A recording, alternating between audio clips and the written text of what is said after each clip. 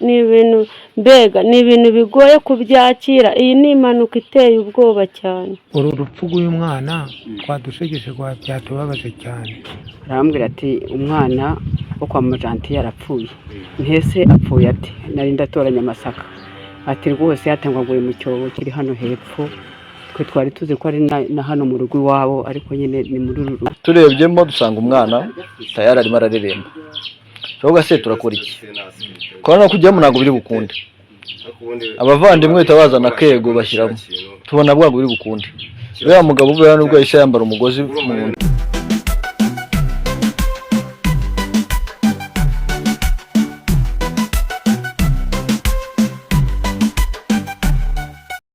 Inkuru ibabaje, inkuru rwose iteye agahinda y'umwana wagiye akajya gukina mu baturanyi avuye iwabo. Ni mu karere ka Gatsibo, umurenge wa Rugarama, akagari na ka Gihuta, umudugudu n'uwibare. Uyu mwana yasohotse ngo mu rugo iwabo agiye gukina, hanyuma ajya gukina na bagenzi be, ariko ngo aho yari agiye gukinira hari icyobo rero gitega amazi. Hanyuma bari baragisizeho ngo icyobo cyapimaga nka metero hafi 5.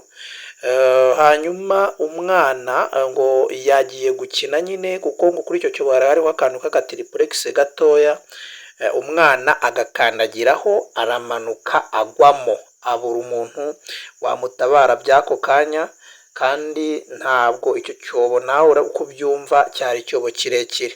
Reka noneho rero twumve abaturage uko bagenda babisobanura, nuko mu by'ukuri uru rupfu rw'uyu mwana rwababaje abantu batari bakeya. Hanyuma nawe utwandikire muri komenti, dusangire ibitekerezo kandi tugende twungurana ibitekerezo. Mutega amatwi mwumve ukuntu bano baturage nabo bagenda babivuga. Bitunguranye ku buryo buri wese byamutunguye.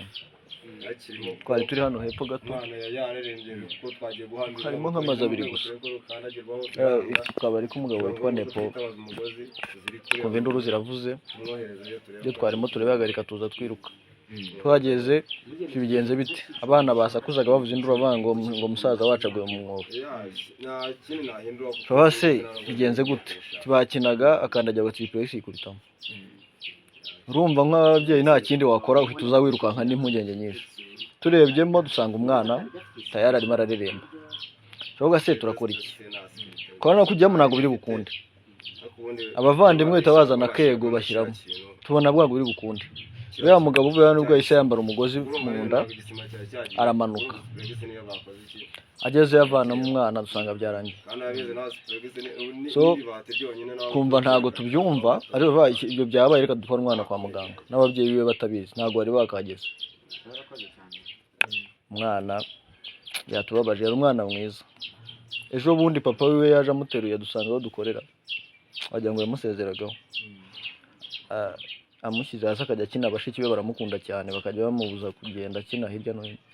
Nibyo nibuka. Umwana mwiza usabana n'abandi bana. Akenshi njye nabonye abantu birukanka, njye simenye ibyo ari byo. Nigera rero hepfo baravuga ati bari umwana ngo aguye mu mazi. Nanjye ndaza nsanga abantu bari hano benshi cyane n'abana. Twashyizemo akakego karimo, n'ubu urabona ntabwo karagera no hasi, buriya utakabona kari hejuru.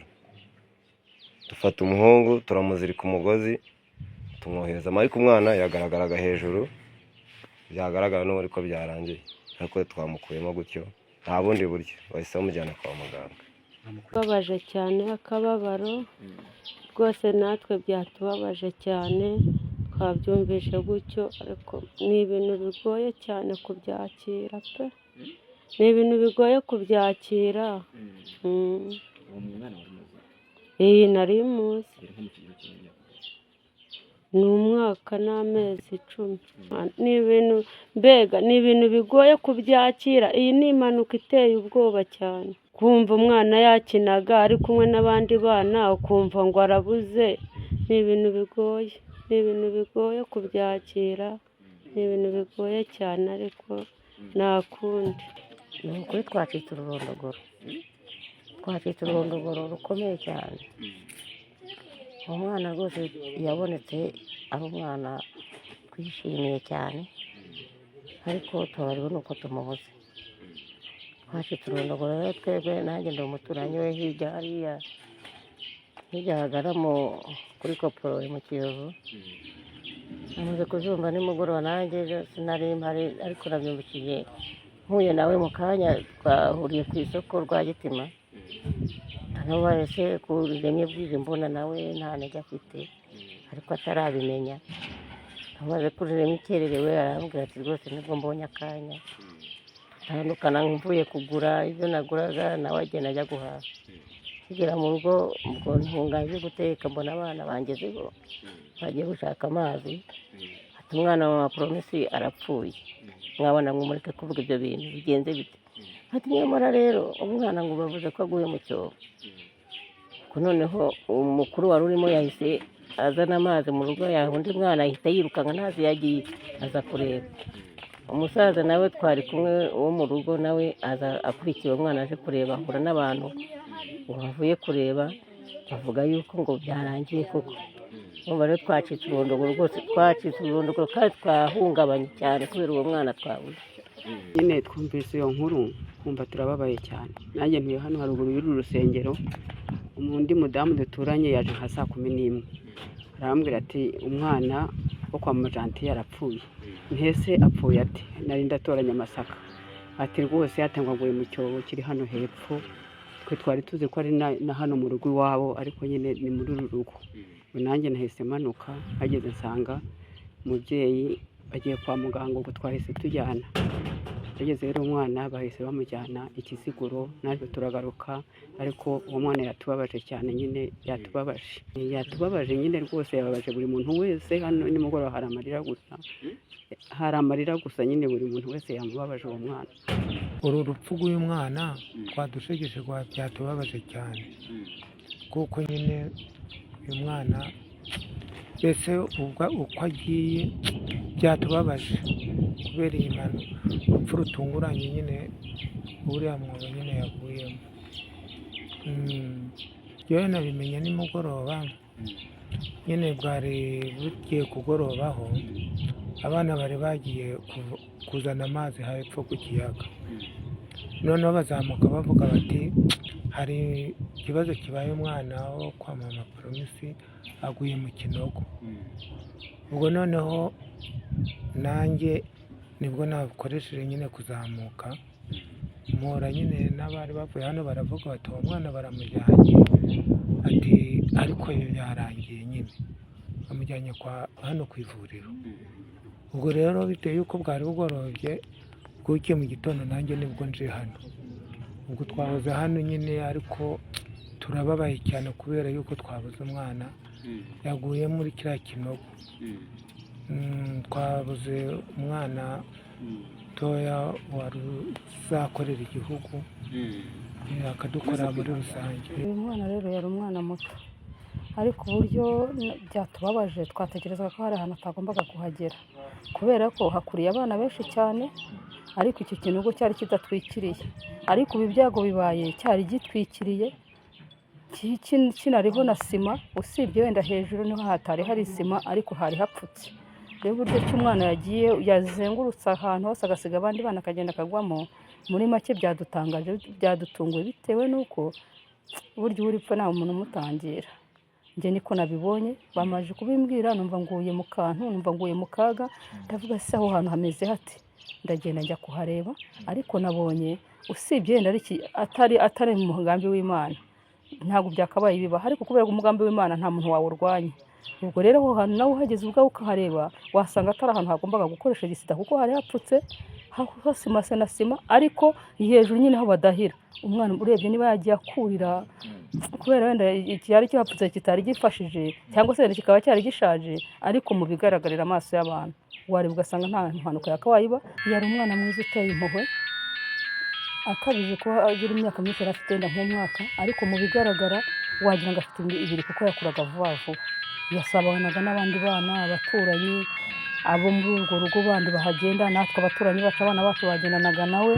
Ubwo urumva rero muri make niwe yahuye n'iyo gisida agwa aho hantu. cyane twababaye cyane, ahubwo twababaye cyane kubona umwana agwa mu cyobo, twumvise twabaye cyane. Ubwo ni ukubanza nyine bakareba icyo cyobo kugira ngo bagice kugira ngo abana bajye bagwamo, n'ibyo bintu byatubabaje cyane. Agahinda cyane twababaye, nanjye nabyumvishe, sintuye hano hafi ariko byatumye nzamuka nza kureba ukuntu. Tona cyane bikaba bipfundikiye rwose. Ibi ni isomo rya buri wese kuko n'umwana mukuru urabona yagwamo. Tiripuregisi iroroshye cyane, umwana ubwo yahise anyerereramo, nuko nyine ni ibintu bigoye cyane, hakagiyeho ikintu gikomeye rwose hapfutse pe. Umva bakwiye nyine kuzajya babyitaho bakabitaba, bakareba uburyo bamena beto, bakabitwikira kugira ngo bahasigasire, kugira ngo ubuzima bw'abana bacu bataza kuhahungabanira, batarinda kuhahura n'ibyo bibazo bimeze gutya. Nyine byatanze isomo ni uko abagicukura ibyobo natwe nyine ni ubukangurambaga no mu ngo zacu n'ahandi hose dukwiye kujya tuvuga ko twese dukwiye kutwikira ibyobo bicukurwa, kuko nyine birakomeza gutwara ubuzima bw'abantu, nta nubwo ari hano, tujya twumva n'ahandi. Ariko kubera ko ibaye tukaba tubibonye, noneho ubutaha ibyo bindi bidafashije tuzajya dushyiraho sima dukotere neza ibyo by'amazi bigiye kugumya kuduhekura. Ndumva ariko nabyumva. Byatubabaje cyane bitewe n'uko aho hantu ntabwo hakabaye ubundi hakora impanuka. Nari muzi n'umwana muto cyane rwose. Wenda ntabwo tugiye nakomeje kuvuga ko tutagumya guca imanza cyane, ikiri bube kiraba, ariko abantu benshi bagiye bagaruka kuri iki cyobo, binabe n'isomo ku bandi bantu bagerageza gucukura fose mu rugo. Ubundi fose iyo uyicukuye ukayikorotira, iyo udashoboye kwishyiraho terapiye nka ziriya zo ku mazi wimenaho beto, ariko tiripuregisi ikora parafo kuyishyira ku mwobo nk'uyu nguyu, uretse n'umuntu n'itungo n'ikindi kintu cyahakandagira gifite ibiro cyagwamo, ibyo bintu ntabwo byabaye byiza. Icyo muvuga ko cyabera isomo abandi ni iki? Ni uko umuntu wese uzagira, ibi ni iterambere yego, akaba yacukura fose kugira ngo afate amazi n'ibindi, azajya agerageza kwita kuri uyu mwobo usigara hejuru. Ashoboye gushaka terapiye nka zino bapfundikiza ibigega, byaba ari byiza, wenda akajya apfundura areba.